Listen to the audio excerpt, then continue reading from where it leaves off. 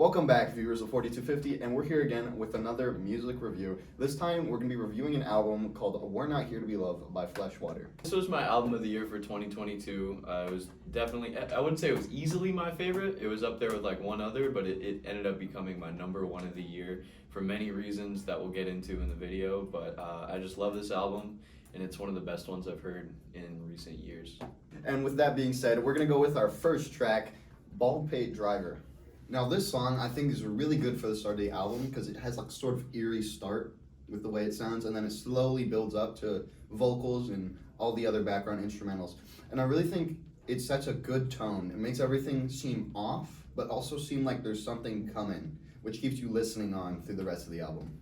I think it starts out like it does start out eerie, and then there's like this really intense vibe, and it's so like thick with all the instruments and how deep the ambience is and things like that it does give it like it's one of the more darker and maybe not heavy but denser songs on the record. That's just kind of like a lot to listen to in a good way, because it just kind of envelops you and it's a lot of things going on, but it's such a slow build up. And then the best thing about the song is its sequencing. It's one of the best songs on the album, with the way it's sequenced, with the way it builds up really slowly and breaks down and builds up a little more, and then it kind of climaxes towards the end. And I think the vocals here are very just like nostalgic 2000s vibes, and like they just remind me of like Deftones type stuff and maybe some shoegaze bands from more the early 2000s. So yeah, this is a great start to the record.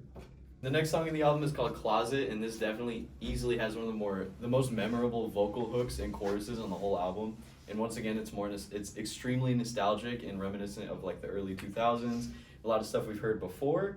But the thing is that it does it so incredibly well while adding this new kind of like uncanny, eerie, kind of playful vibe onto it that makes it its own thing, very unique, while doing that older sound incredibly well.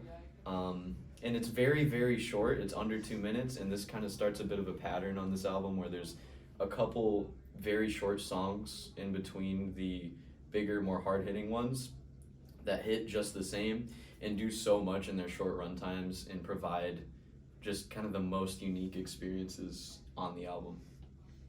And I also want to say, this has very reverby and also maybe some kind of tropical type chords, I guess. And it also causes it to flow very nicely. It feels very up and down, you know? Yeah. And that's all I have to say on this one. Alright, the next song is called The Razor's Apple, and I think this one has a more like traditional structure, like a traditional song structure, and it makes sense that it was one of the singles. And it's just another really good example of a great build-up and multiple really good build-ups and resolutions to those, while still having like a very spacey, reverb, washy sound that kind of elevates you to a different place, whereas maybe songs like Closet kind of are relatively grounded, and then this one and the first one are more spacey, and they take you away from the typical sound that you might expect. Yeah, this song has sort of repetitive instrumentals in the beginning, but different vocals that cause sort of a forward momentum, but also bring you back at the same time. So it seems familiar, but different. And then towards the middle to end of the middle, I guess, there's a really good breakdown that sort of switches everything up, but then returns to something reminiscent of the beginning, causing a great ending to the song. Now, this song is named Woohoo. It's got a very more childish song. And it starts with a very upbeat sort of cartoony vibe in the song. And it matches up with this title perfectly. But then it slows down in the middle to sort of remind you of the darker undertones of this album. Yeah. But then slowly, towards the end, it comes right back up to that sort of cartoony sequence of vibe.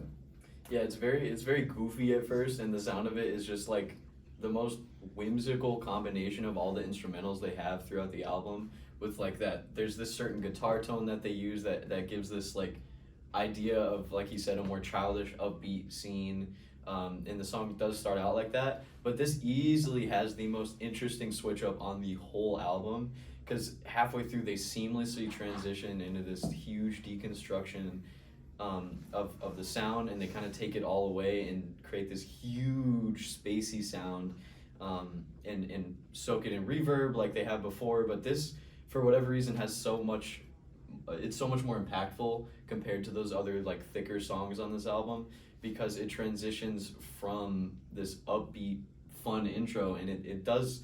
I don't know, it's easily the most interesting, and the things it does are the most unique by far in this album. It's got to be like a 10 out of 10 song for me, and it contains all the best parts of this album in one song.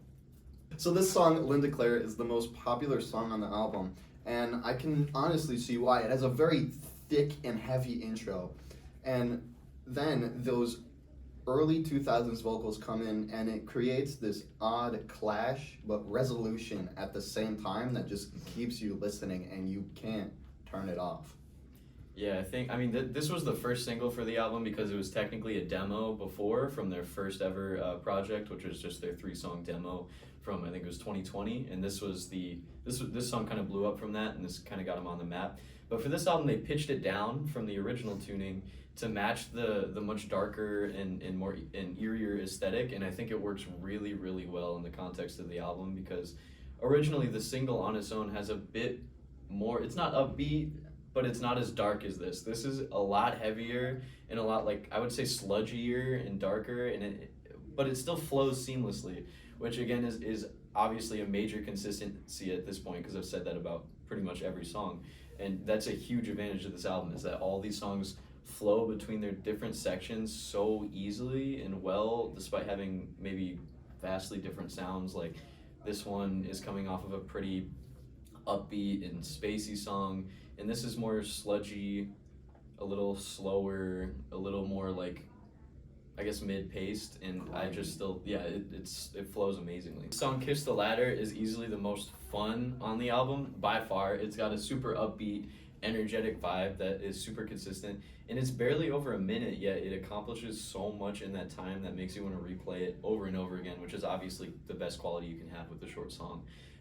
And I really, really hope this song continues to blow up, as it was like, I think first single from this album, and it kind of served as an intro to this whole vibe and experience, yet it's placed towards the end of the album, but it's perfect there. I think it works amazingly there, and I don't know, I really hope this song keeps blowing up and helps Fleshwater maybe reach like a larger audience through playlists and things like that, because it is super accessible as a song, yet it still holds all of the amazing qualities that the other songs here do. And as he said, this is the shortest and best song on the album. It opens up immediately with a seemingly perfect melody on its own, and even better when paired with these 2000s vocals that are present throughout the entire album. And it keeps you just so motivated. You know, I actually listened to this one PRing my squat once, because like I said earlier, it's just a perfect blend of sound that never releases any downward emotion and makes you feel like you can do anything. The next song on this album is Enjoy, which is a Bjork cover. And I think they actually did an excellent job at conveying Bjork's emotions here that she originally meant in the lyrics, while still carrying the same weight and impact as the original song, in my opinion. Like, you can't beat Bjork, but if you're going to cover her, this is definitely an excellent way to do it. They made this the heaviest song in the album, with a crushing riff at the intro and lots of sinister feedback and things going on in the instrumental that give it this super sinister, angry vibe, which again I just think conveys what Bjork was trying to get across in her original song extremely well, just in a different kind of musical landscape, and I think they did great with this one. Yeah, this song has one of the weirdest intros, and when you listen to it, it sort of like gives you an anxiety. It makes you feel like something bad's gonna happen. Now, this song, Baxter's Breathing, has sort of a parallel structure in the intro with this repetitive rhythm in the instrumentals and the lyrics. But then it keeps getting built upon throughout this intro, and then exponentially explodes towards the middle, adding more of like this upbeat rhythm with the similar vocals from the beginning. Yeah, this is another pretty short one. It's just under 2 minutes. And I think it holds a very like triumphant vibe once it does explode at that like middle end point. And again, it's back with the nostalgia throughout most of the song, especially again in the vocals. And while most of the time things being this reminiscent of the 2000s and this nostalgic would be pretty derivative, but every single instance of this where I'm reminded of something, they transform it and make it into something incredibly unique and a lot better than a lot of other bands that sound like this are. But I do think that if this song went on any longer, it would be a lot less enjoyable. So props to Fleshwater as songwriters for knowing when to stop things and how to make songs as enjoyable as they can be, when to cut them off at the right length, etc. So this is a very good transition into the last song. Now, this is Foreign, the last song of the album, and right as you play it, it has this very crazy and almost psychopathic beginning, because it's so upbeat, but also makes you feel so unsure of everything, but also satisfied with whatever outcome is coming your way. True.